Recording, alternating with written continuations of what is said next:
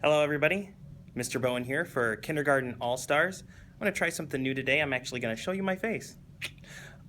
So today's video is going to be about how to make your classroom library more easy for you to manage and for the kids to be able to manage as well. Let's take a look.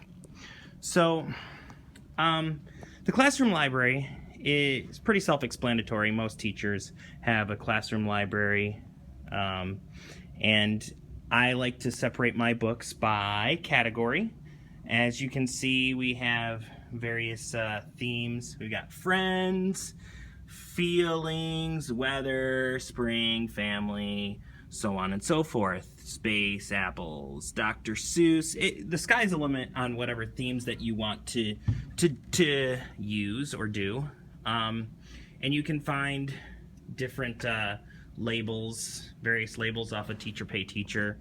I honestly do not remember where I found these labels, or else I would give credit to where I found them. I'll maybe go check later in my Teacher Pay Teacher purchases and see if I can find them and post them in the description. But anyway, so you don't have to use these labels. You can find many different options and ideas for book labels, category labels. But anyway, so that's really not what I want to show you though. The main thing that I want to show you about how I do my classroom library is how I use these sticky dots on the tubs. I'm sure you've noticed them, I'm sure you've seen them, and I explain a little bit in my classroom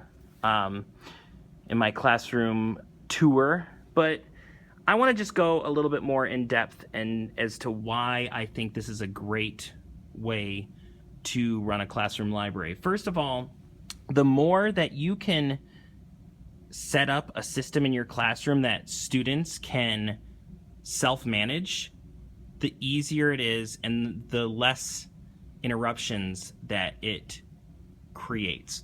How I do it is I have color-coded sticky dots with various different designs on them. And so for example, each category has its own specific sticky dot. Some are just neon green with X's. One is, ocean is neon green with an X on it. Insects is a circle green dot with an X on it. And they all have their own specific sticky dot. Now, if a student were to come into the library and they say, I love Dr. Seuss books, so I want to come over here and pick out a Dr. Seuss book. Now, I'm sure you can see right here that, oh look, each book has its own green sticky dot that matches. It's a circle neon green sticky dot. So they read this book and they're done and they say, I need to put it back. But where do I put it back?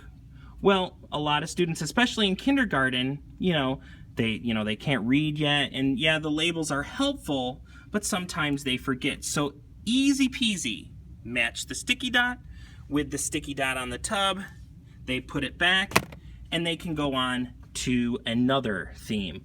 Now I want to read a book about, the teacher picks, okay? So I have a tub here of my favorite books, my favorite books that I like to share with the students. I rotate them out based on whatever theme that we're covering. Since the beginning of the year, since I'm preparing for the beginning of the year, I have a lot of, back to school books and rule books like No David, Mean Gene, The Recess Queen. If you give them out, well, that's not really school related, but just those standard books that kind of, introduce students back to school. And each book, again, has a sticky dot. So I read them. One of my favorite books that I like to read at the beginning of the year is Mean Gene, The Recess Queen.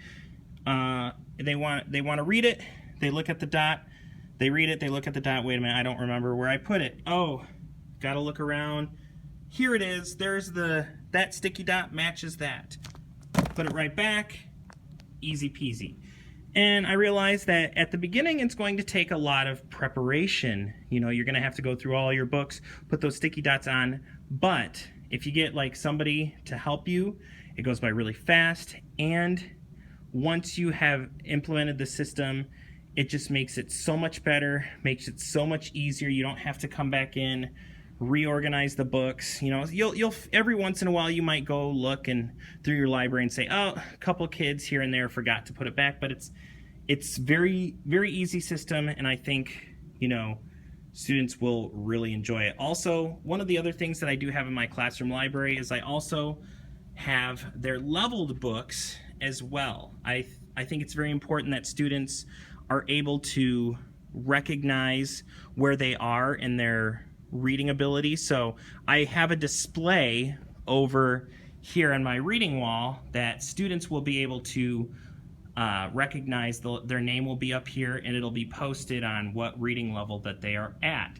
So if they're over here in the library and they know that they are at reading level B, they can come over here, grab a tub that with reading level B, read a book and put it back. And I always encourage them, if they want to challenge themselves, they can go one reading level higher. But I don't recommend them going 2 levels higher. So they can go 1 higher than where they're at, but they can also go back and read some of their favorite books as well. So that's just a great way to manage your classroom library.